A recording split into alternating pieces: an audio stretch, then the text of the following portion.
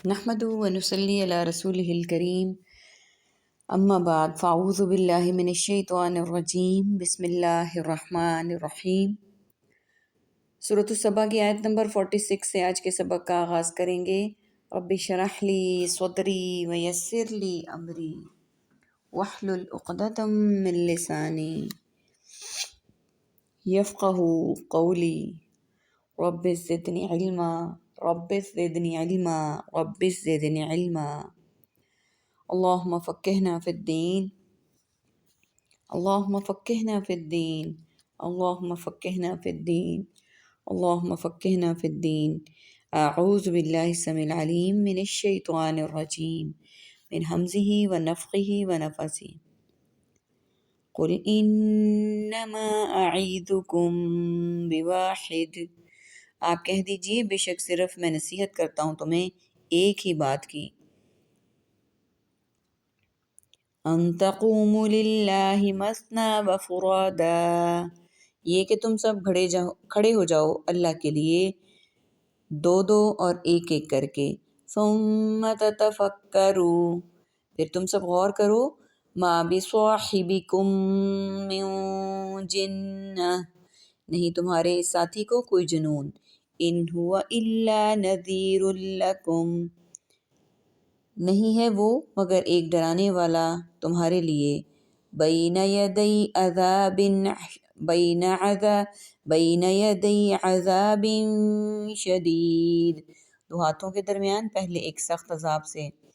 قل ما سألتکم من اجر، آپ کہہ دیجئے جو میں نے مانگی ہو تم سے کوئی اجرت، فہو لکم، تو وہ تمہارے لیے ہوئی، ان اجری الا علی اللہ، نہیں میری اجرت مگر اللہ پر ہی، وہو علی کل شیء شہید، اور وہ ہر چیز پر گواہ ہے۔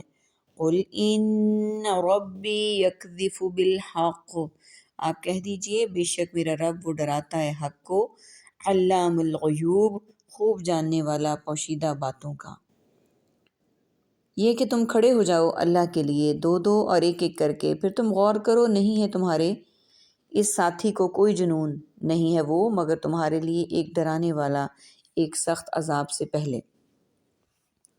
آیت نمبر 46 کو دیکھ لیتے ہیں۔ یعنی میں تمہیں تمہارے موجودہ طرز عمل سے ڈراتا اور ایک ہی بات کی نصیحت کرتا ہوں، اور وہ یہ کہ تم ضد اور انانیت چھوڑ کر صرف اللہ کے لیے ایک ایک دو دو ہو کر میرے بارے میں سوچو کہ میری زندگی تمہارے اندر گزری ہے، اور اب بھی جو دعوت میں تمہیں دے رہا ہوں اس میں کوئی ایسی بات ہے کہ جس سے تمہیں اس بات کی نشاندہی ہو کہ میرے اندر دیوانگی ہے۔ اگر تم عصبیت اور خواہش نفس سے بالا تر ہو کر سوچو گے تو یقیناً تم سمجھ جاؤ گے کہ تمہارے رفیق کے اندر کوئی دیوانگی نہیں ہے،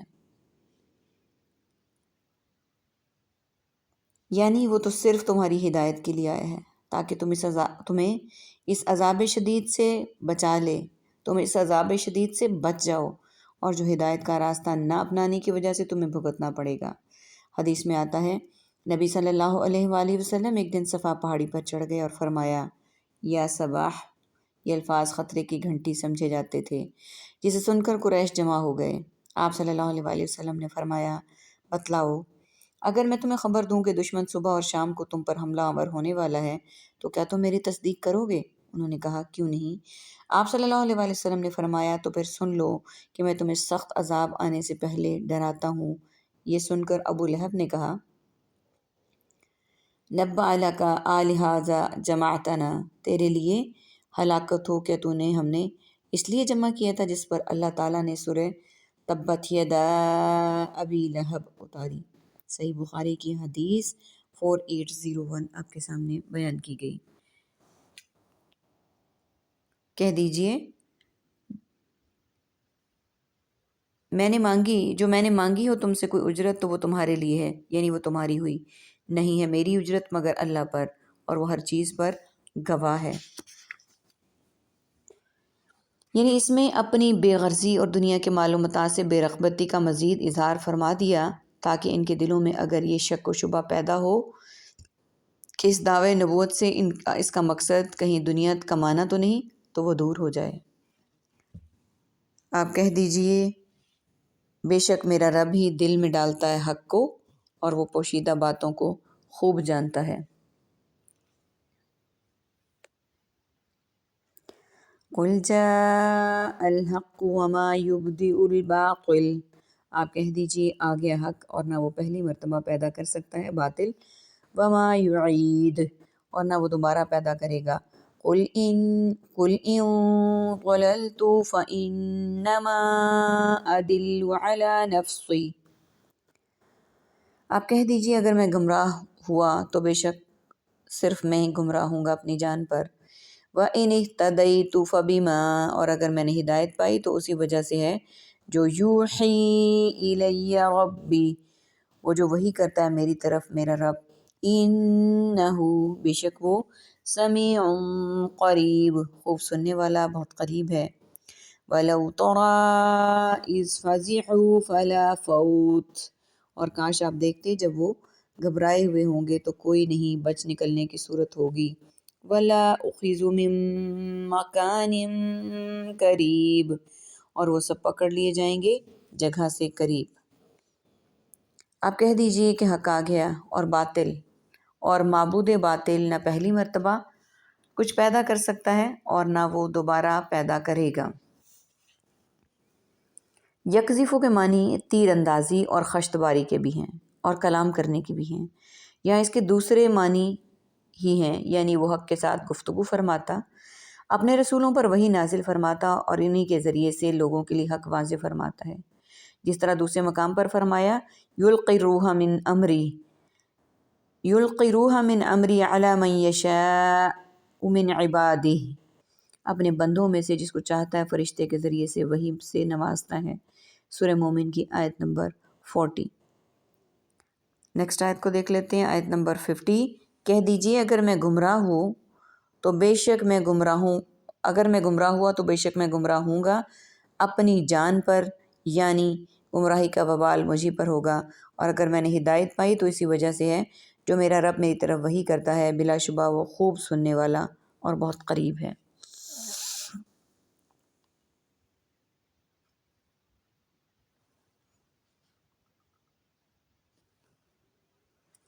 حق سے یعنی بھلائی سب کے سب جو ہے وہ حق سے مراد قرآن اور باطل سے مراد کفر و شرک ہے، مطلب ہے اللہ کی طرف سے اللہ کا دین اور اس کا قرآن آ گیا ہے جس کے باطل مزمل اور ختم ہو گیا ہے، اب وہ سر اٹھانے کے قابل نہیں رہا، جس طرح فرمایا بل نقذف بالحق علی الباطل فیدمغه فاذا هو زاحق، بلکہ ہم سچ کو جھوٹ پر پھینک مارتے ہیں پس سچ جھوٹ کو توڑ دیتا ہے اور اسی وقت نابود ہو جاتا ہے۔ حدیث میں آتا ہے جس دن فتح مکہ ہوا نبی صلی اللہ علیہ وآلہ وسلم خانہ کعبہ میں داخل ہوئے، چاروں طرف بت نصب تھے، آپ کمان کی نوک سے ان بتوں کو مارتے جاتے اور یہ آیت اور سورہ بنی اسرائیل کی آیت قل جاء الحق وزهق الباطل پڑھتے جاتے۔ صحیح بخاری حدیث نمبر 4287۔ قل دلل تھی آیت نمبر نیکسٹ دیکھ لیتے ہیں، یعنی بھلائی سب اللہ ہی کی طرف سے ہے، اور اللہ تعالیٰ نے جو وحی اور حق مبین نازل فرمایا اس میں رشد و ہدایت ہے، صحیح راستہ ہے، لوگوں میں سے صحیح راستہ اسی کو ملتا ہے جو اس کی تلاش کرتا ہے، پس جو گمراہ ہوتا ہے تو اس میں انسان کی اپنی ہی کوتاہی اور ہوائے نفس کا داخل ہوتا ہے، اس لیے اس کا وبال بھی اسی پر ہوگا۔ حضرت عبداللہ بن مسعود رضی اللہ عنہ جب کسی سائل کے جواب میں اپنی طرف سے کچھ بیان فرماتے تو ساتھ کہتے اقول فیہا برائی فإن یکن ثوابا فمن اللہ وإن یکن خطأ فمنی ومن الشیطان واللہ رسول بریان منہ۔ ابن کثیر، اگر یہ درست ہے تو اللہ کی طرف سے، اور اگر غلط ہے تو میری اور شیطان کی طرف سے ہے، اور اللہ اور اس کا رسول اس سے بری ہیں۔ آیت نمبر 51۔ اور کاش آپ دیکھتے جب وہ گھبرائے ہوئے ہوں گے تو بچ نکلنے کی کوئی صورت نہ ہوگی، وہ پکڑ لیے جائیں گے قریب جگہ سے، یعنی جس طرح کہ حدیث میں ہے انکم لتدعون اصما ولا غائبا انما تدعون سمیعا قریبا مجیبا، بخاری شریف کی حدیث 6384 اور مسند احمد میں 403۔ تم بحری اور غائب ذات کو نہیں پکار رہے ہو بلکہ اس کو پکار رہے جو سننے والا، قریب اور قبول کرنے والا ہے۔ وَقَالُوا آمَنَّا بِهِ وَأَنَّ لَهُمُ التَّنَاوُشُ مِن مَّكَانٍ بَعِيدٍ، اور وہ سب کہیں گے ہم ایمان لے اس پر، اور کیسے ہوگا ان کے لیے حاصل کرنا جگہ سے دور۔ وَقَدْ كَفَرُوا بِهِ مِن قَبْلُ وَيَقْذِفُونَ، حالانکہ وہ یقیناً سب انکار کر چکے ہوں گے اس کا، اس سے پہلے کہ وہ سب پھینکتے رہے بالغیب من مکان بعید، بن دیکھے جگہ سے دور، وحیلا، اور پردہ حائل کر دیا جائے گا، بینہم و بین ما یشتہون، ان کے درمیان اور درمیان اس کے جو وہ سب چاہیں گے، کما فعل بیاشیائہم من قبل، اس طرح کیا گیا ان جیسے لوگوں کے ساتھ اس سے پہلے۔ انہم کانوا فی شک مریب، بے شک وہ سب تھے شک میں اضطراب ڈالنے والے۔ وہ کہیں گے ہم ایمان لے اس پر، اور کیسے ممکن ہوگا ان کے لیے ایمان کا حاصل کرنا اتنی دور جگہ سے۔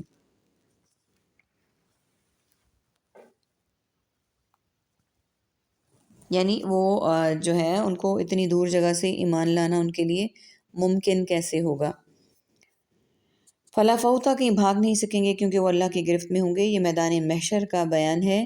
آیت نمبر 52 کو دیکھ لیتے ہیں۔ تناوش کے معنی تناول یعنی پکڑنے کے ہیں، یعنی اب آخرت میں انہیں ایمان کس طرح حاصل ہو سکتا ہے جبکہ دنیا میں اس سے گریز کرتے رہے۔ گویا آخرت ایمان کے لیے دنیا کے مقابلے میں دور کی جگہ ہے، جس طرح دور سے کسی چیز کو پکڑنا ممکن نہیں، آخرت میں ایمان لانے کی گنجائش نہیں۔ آیت نمبر 53، حالانکہ یقیناً وہ انکار کر چکے اس کا اس سے پہلے، اور وہ زنس کے تیر پھینکتے رہے بن دیکھے دور جگہ سے۔